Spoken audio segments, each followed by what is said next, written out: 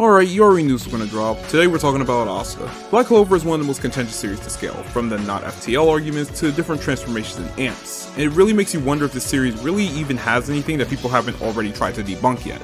So we're going to be going over Asta up to this point, or rather all the feats up to chapter 317 as of recording, even though I probably should be waiting for that considering we haven't gotten to the big events of the arc yet. So if you want to avoid spoilers, now's your chance to turn back.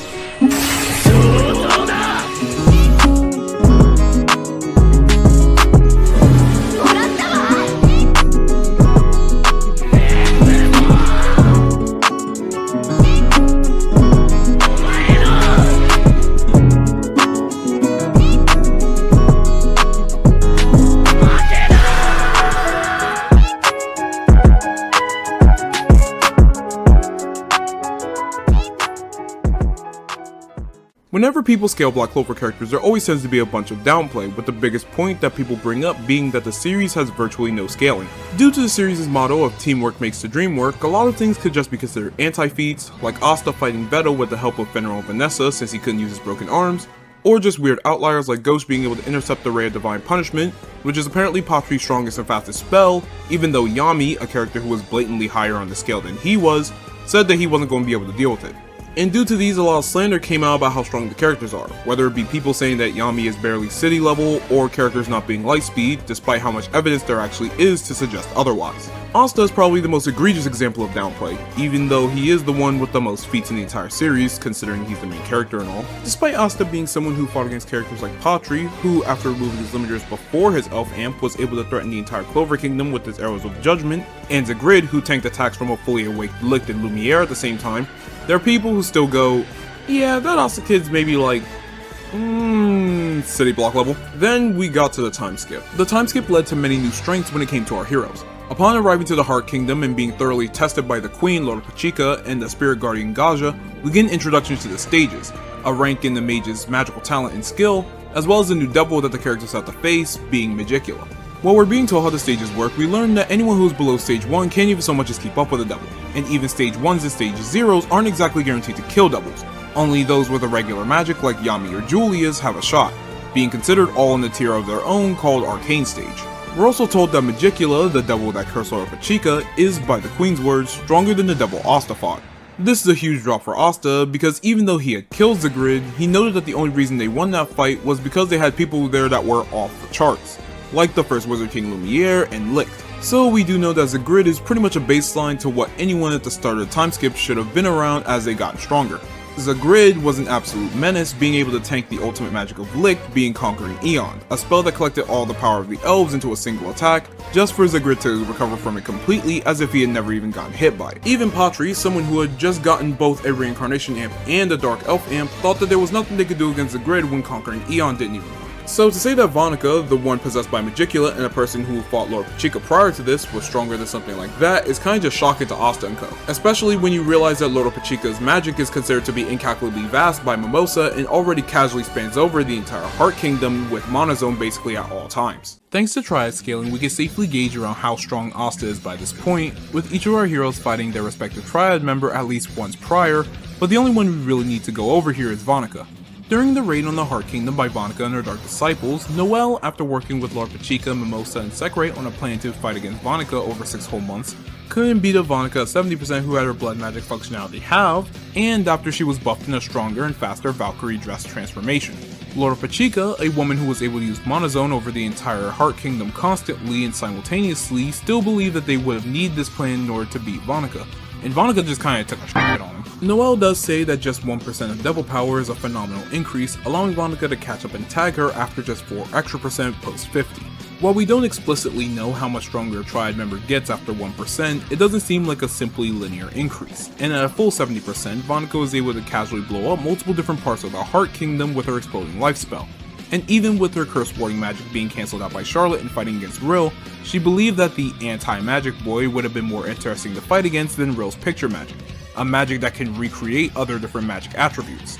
Upon getting access to 100% devil power, Vonica is able to overpower both Rill and Charlotte, with Charlotte even saying that Vonica's blood magic was strong enough by itself without the curse warding magic backing it up. Not just that, but fighting alongside her was Lord Pachika, who ended up with an amp from Vonika's curse and was also around Vonika's level while under her control. And after Noelle showed up after achieving Spirit Dive with Undyne, she ended up being not just on par with this new 100% Vonika, but actually being stronger than her, especially when she states that she would beat Vonika within 30 seconds and lays her out like a placemat, basically no differing her. Vonika even says that Noelle's power here is completely different from at the Heart Kingdom, and even says that she has to get stronger to catch up with him. This same Spirit Dive transformation is also able to kill Magicula, the high-ranking devil with curse warding magic that could tank the ultimate magic from Gaja, an attack that converted his very life force into magic in Decaying World. So why does this all matter? During the grudge matches against the Triad, the gate to the Underworld opens, revealing two devils from the first gate, being Lilith and Nama. Despite now seeing Triad members at 100%, Noct believed that the two Supreme Devils were each stronger than the Triad. Something that should be noted considering that even at their respective percentages previously, Dante was superior to Yami and was outright whooping him while using both of his magic attributes at 80%, and Vonika was able to overpower Lord Pachika and Cursor despite her magic to span over the entire Heart Kingdom prior to any 100% amps. Even when Noct goes to fight Lilith and Nama with a dual devil union, Noct is powerless against the two devils of the highest order and was basically no-diffed by them. Even when he was using Monument of Atonement, a spell that seals beings into a world without light, life, or death, due to them being able to burn and freeze away concepts like light and darkness. And even then, he says that they were only playing with him after he gets folded like laundry out of Devil Union.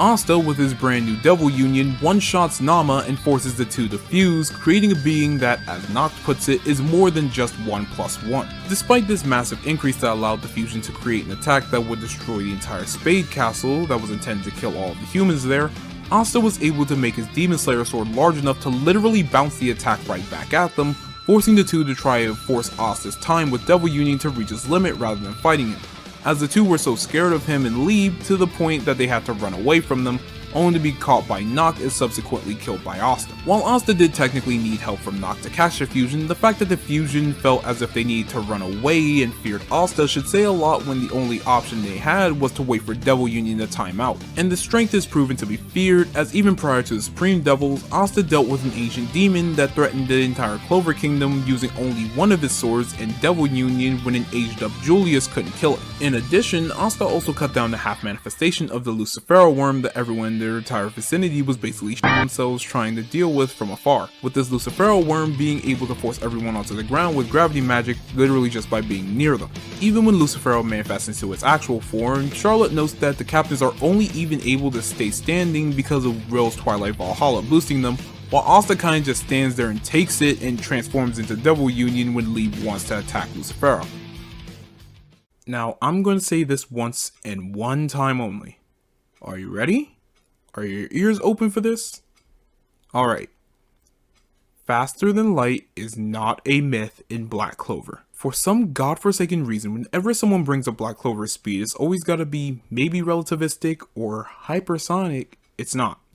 We have multiple sources saying that FTL exists in the series. We have Yami saying that light magic and Patri move at light speed. We have Raya moving at light speed. We have Ghost saying that light magic is directly countered by mirror magic because it is a light. We have Patri saying himself that it's light when he's fighting against Julius. We have volume 16.5. If anything, there's less evidence to suggest that it isn't light speed. Believe me, I've searched for it. So please, for the love of God, I don't know who hurt you, but you have to accept at this point. Asta is just insanely fast, there's no way around it. Even before the time skip, he was actually really fast, being able to block and dodge attacks from an amped Dark Elf Patri, where he even notes that the Ray of Divine Punishment, one of Patri's strongest and fastest attacks, was more powerful than it was when they fought him prior, and was able to block and reflect it with Yuna. As for post time skip, Asta was able to keep up beside Yami while fighting Dante at 80% with the Devil's Bargain, and with Devil Union he was able to take out the Ancient Demon within less than a minute, as we are told that Devil Union could only be maintained for a grand total of 5 of those minutes,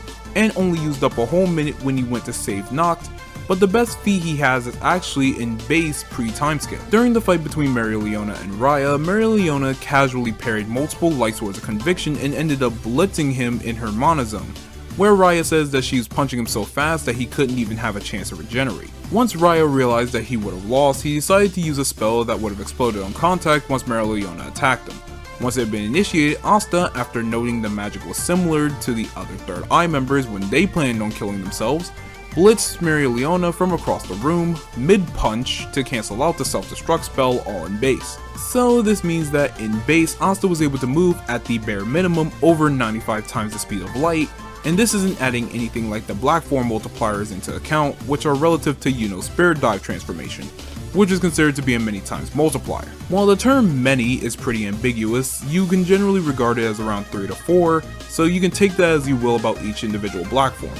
But the reason I say bare minimum is because Mereoleona wasn't even taking the fight seriously until Raya and the rest of the elves had gotten their own reincarnation amps, and Asta had blocked stronger attacks from that amped Raya from multiple different spatial portals with several light magic attacks being fired all at once. This is also with Raya's copy magic boosting the stats of the light magic in accordance to his own, so they would be massively faster and stronger, showing that Asta and Mereoleona actually got grazed by these light rays. And Asta surpassed this many times over during training in the Heart Kingdom over the 6 months, not to mention adding another black form, Devil's Bargain, and Devil Union on top of that. So with that taken into account in his training, since he was training to be on the level of Zagrid, of which he only really was on that level in his black form, you could safely put him around 280 to 400 times the speed of light.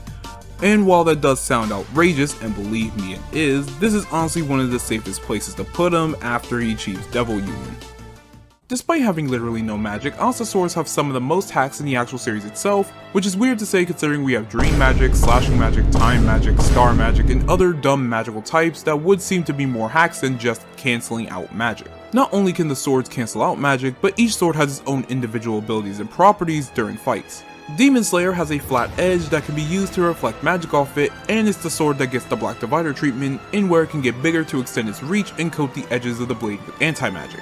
You can also use it to fly.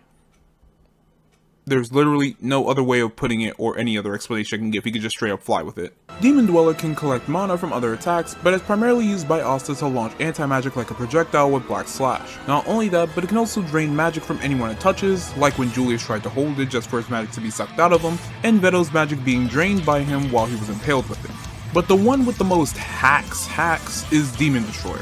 Demon Destroyer allows Asta to remove the cause and effect of different actions, such as when he was able to reverse the poison effect from his raid on the Spade base, reverse the reincarnation of the elves, and even force Lilith and Nama into physical forms when they transformed into fire and ice and couldn't be cut. There's also Demon Slasher, which has the ability to choose what it wants to cut and doesn't cut what it wants to protect, such as when he cuts the giant Lucifero worm in half and doesn't even put so much as a scratch on Yami or Vengeance, even though they were in the direct center of it. As for Asta himself, his main hacks is the anti-magic he gets from Liebe.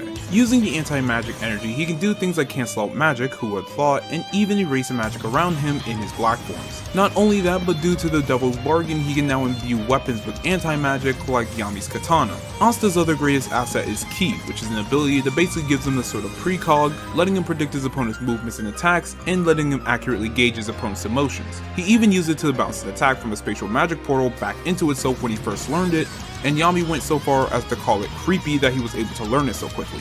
Because of the inherent aspect of Ki being one's life energy, Asta is able to do things like find people who are invisible, like the purple orcas with his permeation magic, and even being able to gauge one's true intentions during a fight with them. And even though he has one of the strongest abilities in the series, his battle IQ is also insanely high, and he's also very adaptable. Such as when he fights Rades during the Capital Invasion arc and decides to cut himself on both of his wounds after Rades inflicts him with a curse, just to stop the constant bleeding, as it is magic that is causing his wounds to stay open. Also, characters in the verse have this unexplained ability to push past their limits, something that's shown over and over and over again throughout the series, such as Asta and Yuna going from struggling to fight against Licht to fighting against Zagrid in the exact same night, or Asta not being able to fight against Dante at 60% just to get 2 amps during the fight, one of which being an amp that is equivalent to at least 15% of Devil Power while he was running on fumes. Well, that took longer than expected.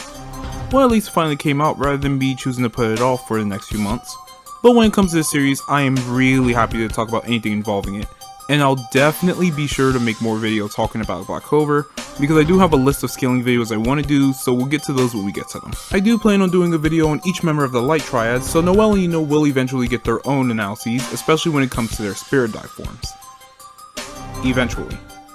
Anyways, that's it for now. Be sure to like and sub, or don't, it's up to you. I can't really force you to do anything. And ciao.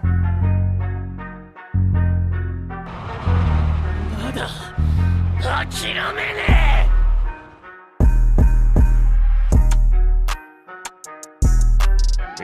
こで限界を超えろ。